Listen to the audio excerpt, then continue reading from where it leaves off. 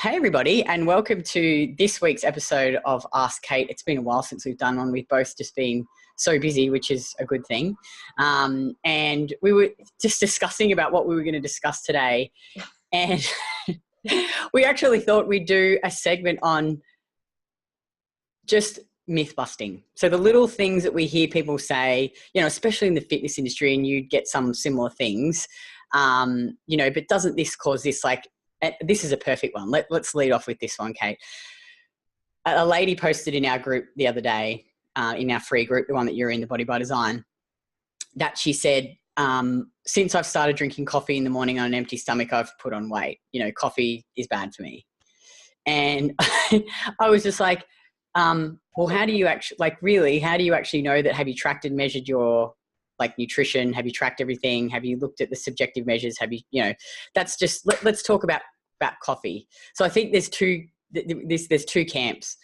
People that say coffee's good, and then and a lot of people who go, no, you can't drink coffee and caffeine, and, you know, it's bad.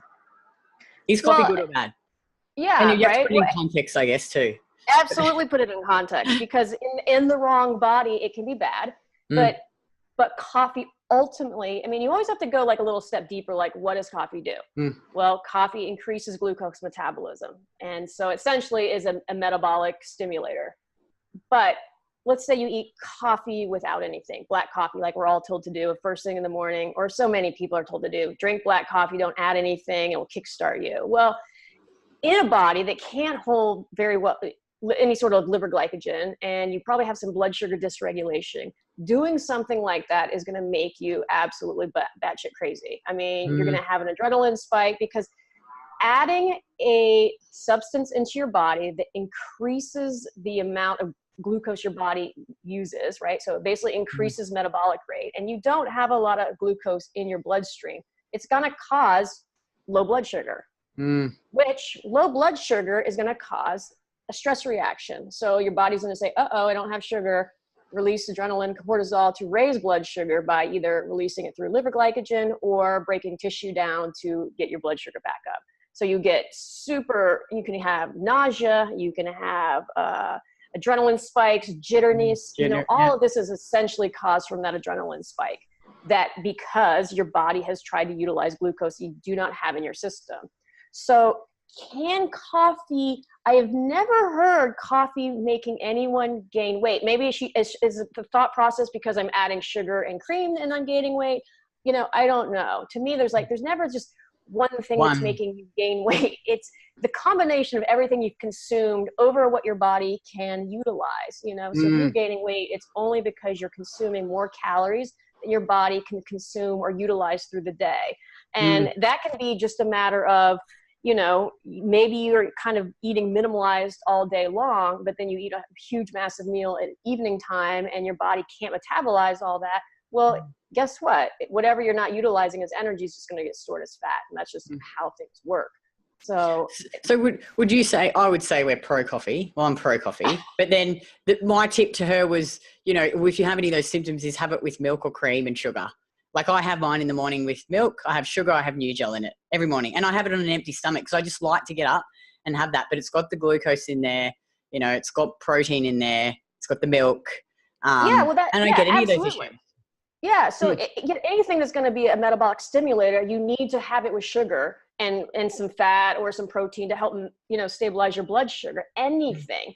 And that's why, you know, a lot of people get on these metabolic stimulators, you know, whether it's coffee or thyroid or any of these things that offer that kind of metabolic stimulation, and they try them without a good food foundation or poor blood sugar control, and they have horrible effects with them.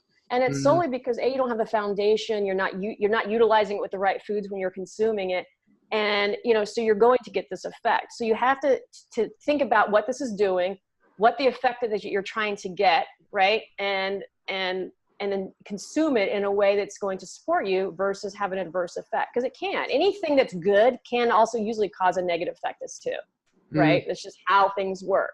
And so it's not just consume tons of coffee and it's all going to have positive effects. It's kind of, you have to consume. And again, I am certainly a pro coffee person as well. But you just got to consume the right amounts for you, balanced with sugars and fats and proteins so that you can get the benefits from it versus having an adverse effect on you. Here's a good one. So you're like another one. I had this lady, it's just, I think this is so funny because it's like there's heaps of shit on the internet that I see that I don't agree with, but I don't take the time out of my day to comment on it and write, like stuff like this. But she was a vegan coach, and she commented on my post something like, these aren't the exact words, but I can't believe, here we go, someone's recommending dairy, which feeds cancer. What are you going to recommend next? You should start smoking. And calcium doesn't actually make your bones stronger. Like calcium causes more weaker bones. And I was just like, so let's talk. And then, I was talking to a client, and she's been working with us for a while, and she loves us and she's doing really well. But her partner is like anti-dairy, and he's into the green vegetables, all that stuff. And he was like, but what about this tribe in Africa that has very little calcium? And here's Kitty saying that you need calcium. So let's talk about that. I think that's a really, like people compare, like their lifestyle is much different to ours. Therefore, their nutrient requirements are going to be, their stress is different. The tribe, or even like any of the blue zones, and I like reading about the blue zones and people, and that's basically people that have high percentage of centenarians that live in that area, so high amount of people that live long lives. Or you hear about these cultures in Africa in this remote area, and they live off the land and they consume only 200, and they're and they're healthy and they're all good and they have strong bones, and you're like, I should do that. I'm like, okay, then you need to go move to Africa and live amongst them, and that's the way you have to live your life, because that is not anyone in the industrialized world. That's not our life. We are constantly in this world of stress, whether it's from environment, whether it's from your job, your people, your whatever it is. That's not our life. So to compare yourself to something in this remote area in Africa just seems a little bit ridiculous. But it is good information, and it would also be interesting to see what the rest of the diet is, because maybe they're not turning over. I don't know what's happening. I don't even know the longevity of these people, and that's really what I want to know as well. But I think those things are important, because what we do know about calcium or milk, again, it's the same thing like coffee. In the wrong person, it doesn't work very well. If you aren't digesting dairy or have the capacity to digest dairy, then giving yourself a lot of dairy isn't going to work out for you. But what happens is that somebody drinks some dairy, they have an adverse reaction, so they're just like, I will never drink dairy ever again the rest of my life. It's horrible. When in fact, all that is giving us information. It's just basically saying, okay, well, what part of the dairy are you not digesting? Is it a lactose issue? What is it? Maybe it's just the kind of milk, I have clients that can't tolerate cow's milk, but do really well on buffalo's milk or goat's milk. Sometimes, and you know what, Craig like will have only a few brands that he can use. He can have, and other ones just like I bought the wrong one the other day because he didn't have our one. Bloated. He was just so bloated, and then back to his normal milk. Fine. Yep. So it's sometimes the brand. It's sometimes where those people, or how the cows were, fed through the grass. I know everyone's super specific on how they can tolerate things. So you just have to be more aware of what works for you and what doesn't. But the thing is, here's milk. It offers tons of nutrition, and it comes loaded with all of the things that your body needs to absorb these minerals that it comes with, where a lot of other foods don't do that. So, do you want to avoid milk? Sure, if you want to. But ultimately what we know is that, long living cultures consume dairy, and the people that have lower BMI, stronger bones, there's tons and tons of research that shows that milk consumers are in the percentiles of having, all of these things. So again, it's all about the person. And in some bodies, and you usually find it in sicker bodies or people on a low metabolic, they aren't able to tolerate things like milk, because if they can't produce the right enzymes, or they have, just gut or low hydrochloric acid or whatever it is, they're not going to be able to tolerate something like dairy. So you have to almost get them healthier and then try it again and see if they can now tolerate something like that. And, like I often, hear Craig talking to clients, because I don't do, I do coaching, but I'm sort of more focused on the marketing, the systems, and he does a lot of coaching. And, it's about getting calcium in. It's not necessarily, it is dairy, but it's like dairy is the most calcium rich. But again, it's pulling it back Right. and what can you tolerate now?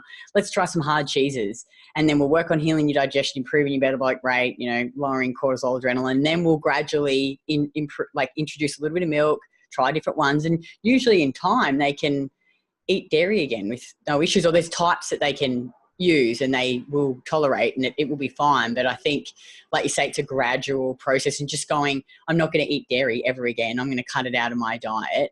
Right. And that seems to be the kind of the mindset of so many people. And it's like, I don't do well on this, so this must mean I shouldn't have it, and it could be things like coffee. It could be things like salt, sugar, dairy, all of those things in the wrong body can have adverse effects. And so, the thought process to more people, if it's bad, if I had a bad experience, I should never do it. And it's going to make, and then that's why I think all of these people have so much negativity attributed to all of these things. But what they're misunderstanding is, in a very healthy body, all of those things are very supportive.